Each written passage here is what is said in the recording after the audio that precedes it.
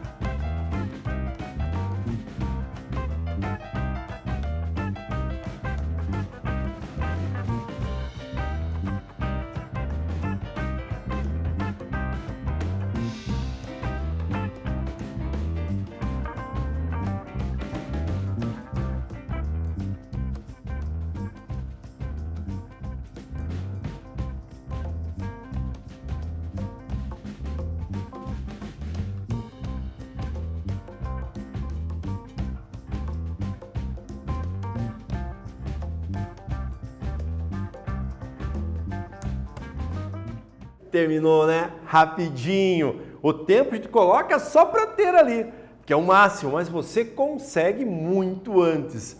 E dá para perceber bem rapidinho, né? Aqui, a linguagem, para que revista que ela era, né? Eu não tinha... Vocês perceberam que eu não li a revista qual que era, que você não ia entregar, mas você já tinha lido anteriormente e conseguiu perceber. Vamos lá a resposta, então? Então, pela linguagem da entrevista concedida pelo Lucas Neto, nós podemos identificar um público-alvo? Justifique. Então, sim, claro que é possível. Além da informação do entrevistador, toda a TIM, a gente vai voltar lá que eu já mostro, podemos perceber que a linguagem de Lucas Neto se aproxima do público pré-adolescente e adolescente. Afinal, esse é o público que ele trabalha, que ele apresenta no seu canal. Vamos voltar lá, olha só aqui, ó, olha só que dá para perceber. Toda a TIM, tá aqui, olha, TT, toda a TIM, né? Nós estamos aqui num bate-papo, como se fosse um programa de aplicativo, toda uma maneira mais próxima ao público-alvo da revista. Vocês perceberem, então, tem diferença na linguagem, em como que é na comunicação de uma revista para outra, de um meio de comunicação para outro. Vamos para frente, moçada? Então, a entrevista oral. Como a oralidade é própria do gênero, a entrevista leva as características dessa linguagem com expressão que mantém o canal de comunicação aberto, como, por exemplo, então, isso, sabe aquelas muletinhas nossas da fala que a gente utiliza?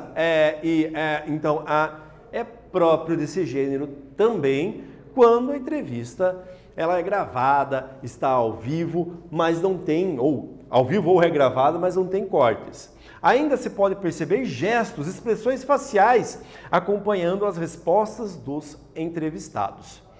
As entrevistas, elas estão hoje na moda de maneira geral. Sempre tiveram na TV. A TV sempre teve programas, os chamados talk shows, que são programas de perguntas e respostas, de entrevistas. Um entrevistador chama um entrevistado ou mais de um entrevistado para conversar sobre assuntos que interessem a eles no momento. Hoje, a internet também tem esse grande público, também tem essa grande, o grande uso desse tipo de entrevista. Os podcasts é um exemplo disso, né?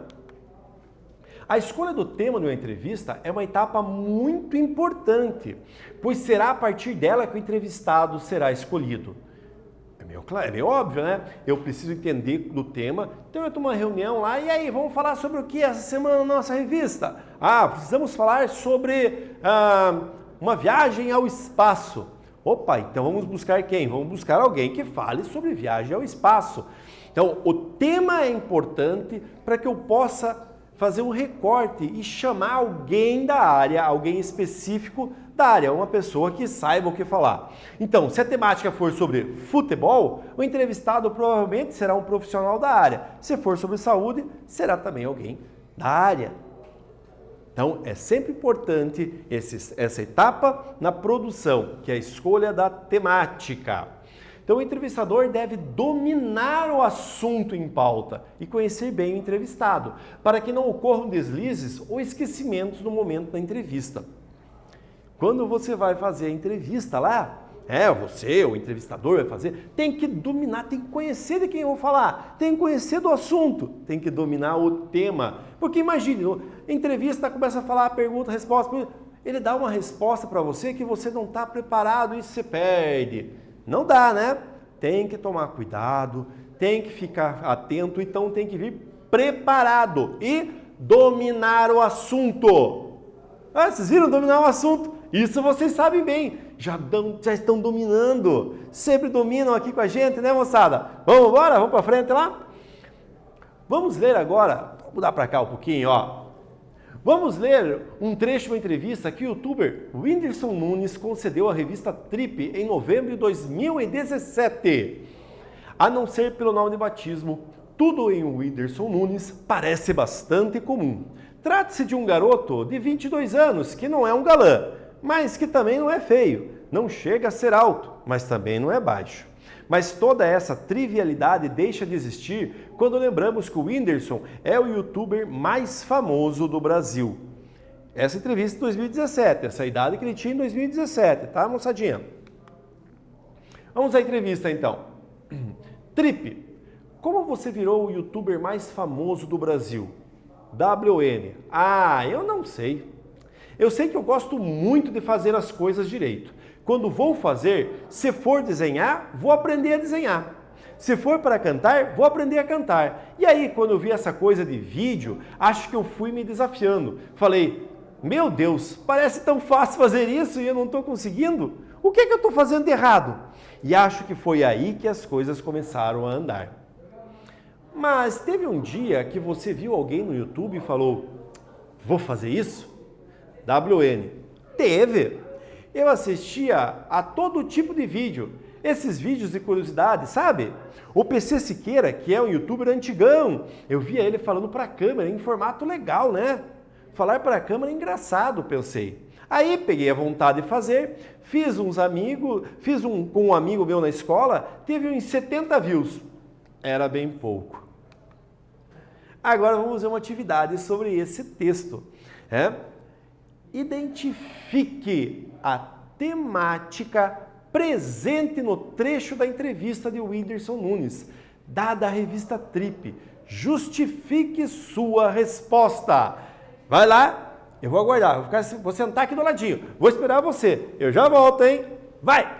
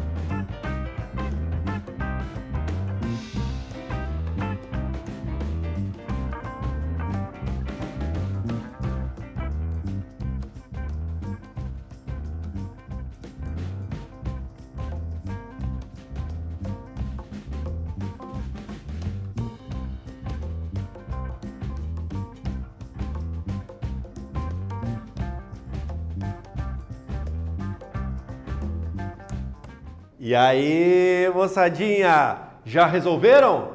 E aí? Qual a temática presente na entrevista do Whindersson? Hein? Conseguiram observar? Justifique sua resposta, hein? Não esqueça. De nada adianta falar um sim, não, é isso, é aquilo, e não justificar, não explicar como que chegou àquele raciocínio, hein? Vamos ler? Então, a temática é o início da carreira de youtuber do entrevistado, pois as duas perguntas abordam como ele conseguiu se destacar nas redes sociais. Viram então que essa temática, claro que isso aí é um recorte da entrevista que foi maior. Lá na entrevista ele falou de outras coisas, mas a gente consegue perceber a temática pela leitura dessas duas. Do que está falando ali? A gente percebeu, falou do início dele, como é que ele começou, o primeiro vídeo dele. Vocês viram quantos views que ele teve no primeiro vídeo? Olha aqui, vamos ver lá, vamos ver se está lembrado. Olha, 70 views o primeiro vídeo dele. E aqui eu quero trazer algumas outras informações interessantes para a gente debater sobre o texto. Observaram aqui que tem um WN? O que é esse WN na entrevista? É a abreviatura do nome do Whindersson Nunes. Não há necessidade de ficar repetindo o nome dele, até porque o nome é grande, tem espaço da revista que ele que é limitado, e vão aproveitar para colocar para escrever as falas dele. Uma outra situação que vocês podem perceber que é característico desse gênero textual está aqui. Olha um né. Estão vendo aqui um né? Ó, falando para a câmera, um formato legal. Né. O que é esse né? É típico da linguagem oral. A oralidade está presente. A oralidade está ali. Dessa maneira, a gente consegue perceber que uma entrevista oral tem todas as características próprias da oralidade mesmo. Vamos ver para frente, então? E aqui a gente conseguiu perceber essa fala dele o conteúdo, a temática que ele teve da entrevista. Belezinha? Vocês acertaram, né? Claro que acertaram. Estão espertos aí? Eu sei disso, eu conheço vocês. Vamos lá? E aí? Gostaram da aula? Gostaram, né? Eu gostei. Sempre estou contigo aqui, vocês estão comigo aí. Vejam lá, ó. Nesta aula, estudamos a linguagem do gênero entrevista, especialmente da entrevista oral. Lemos trechos de entrevistas para discutirmos o tema e o público-alvo abordado por elas. Estão lembrados do público-alvo que nós falamos ali? Na verdade, dos dois hoje. Nós falamos dos dois youtubers. E os dois youtubers têm um público-alvo muito semelhante. Para adolescente, pré-adolescente, mas ele tem uma fala sempre voltada para a juventude. Belezinha, meus queridos? Belezinha, minhas queridas? Legal, né? E é isso. Ficamos por aqui. Um grande abraço. Espero vê-los de novo. Tchau!